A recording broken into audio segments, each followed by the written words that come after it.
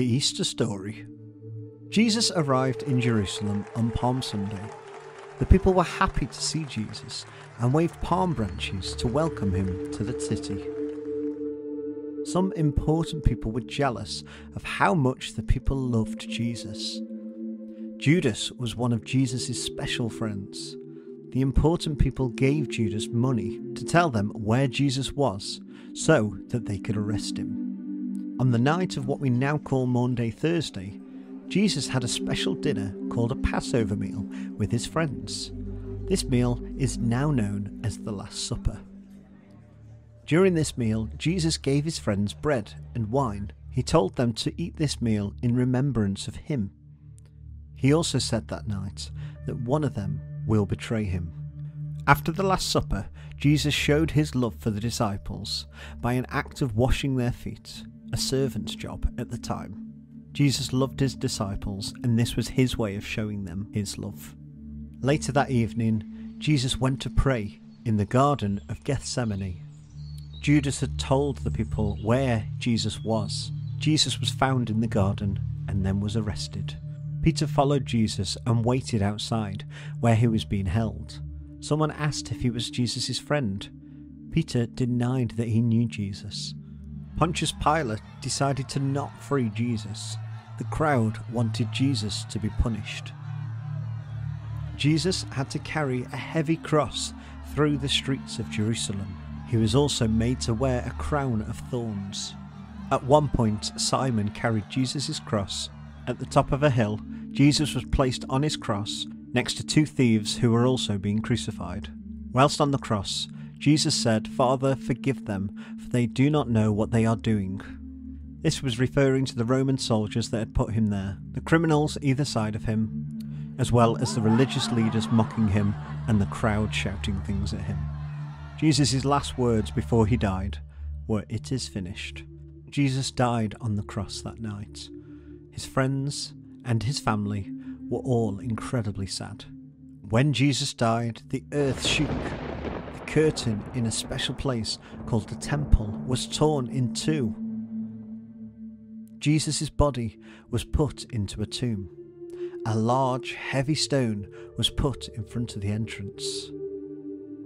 On the third day, Easter Sunday, Mary and some of Jesus' other friends went to the tomb. Jesus' body wasn't there, and the stone had been rolled away.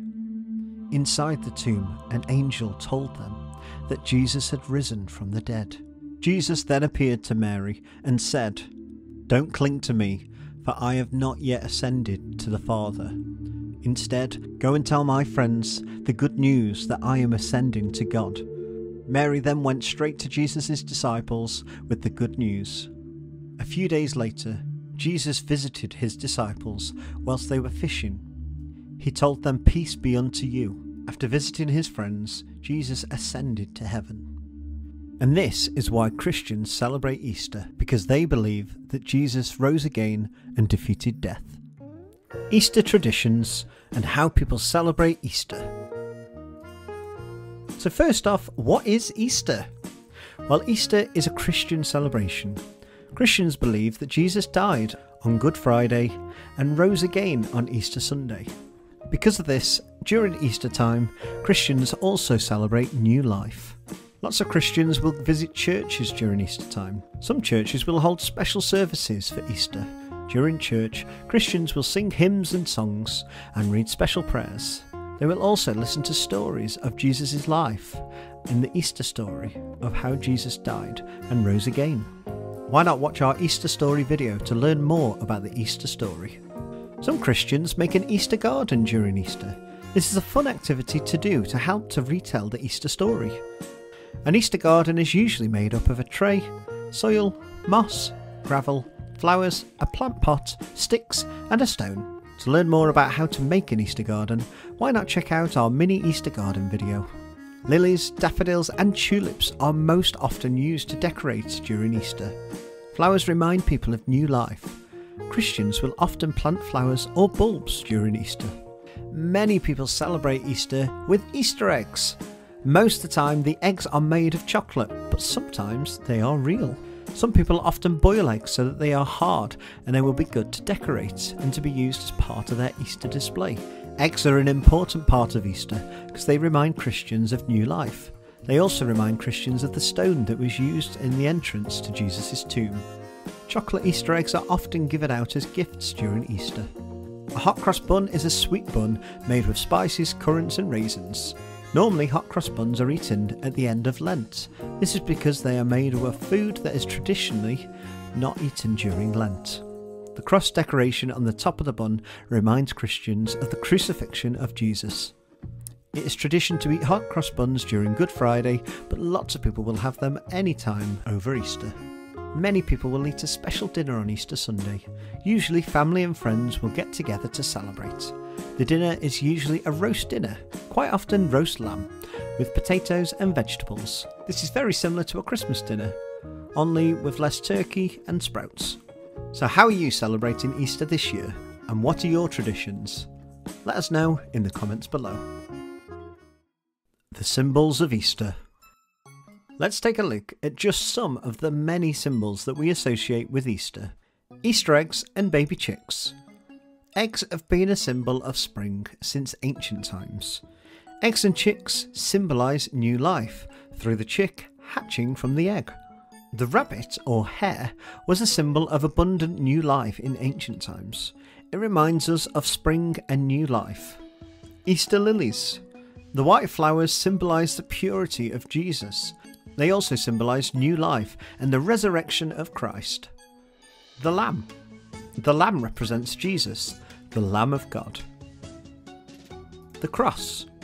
The cross symbolises Jesus' victory over death. Jesus rose from the dead after being put on a cross to die. Palm branches. The palm branches represent when Jesus arrived in Jerusalem. The day is now called Palm Sunday. People wave palm branches to welcome him. And finally, hot cross buns. The top of the bun is decorated with plain flour in a cross shape. This reminds us of Jesus and how he died for us on the cross. As you can see, many of these symbols are representing new life. This is because over Easter we share the story of when Jesus died and then rose from the dead days later.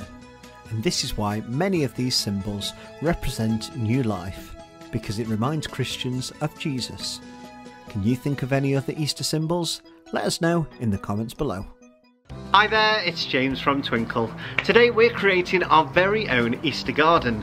This is the perfect activity to help you learn why Christians celebrate Easter.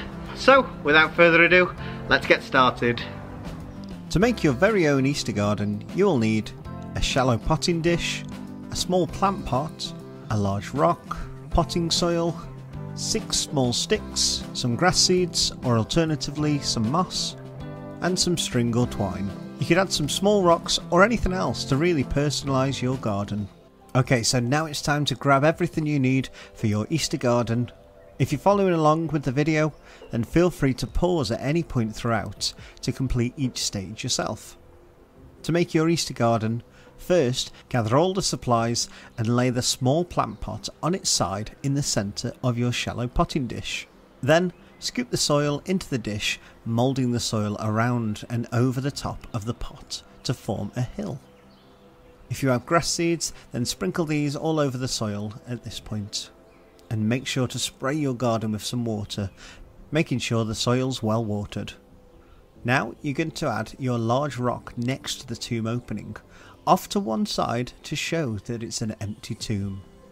Next, you want to cut some small sticks to the sizes of the 3 crosses, making sure that the 3 longer sticks and the 3 smaller sticks. Using the string, hold the sticks in place and wrap the string around the sticks until the stick holds in place.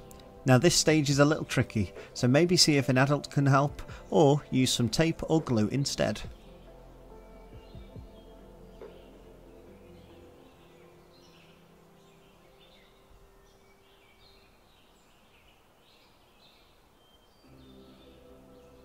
Once you've created your 3 crosses, then add the crosses to your garden behind the tomb opening, making sure there's 1 large in the middle and 2 either side. Now this is the point where you can add any moss, rocks or anything else to really make a personalised Easter garden.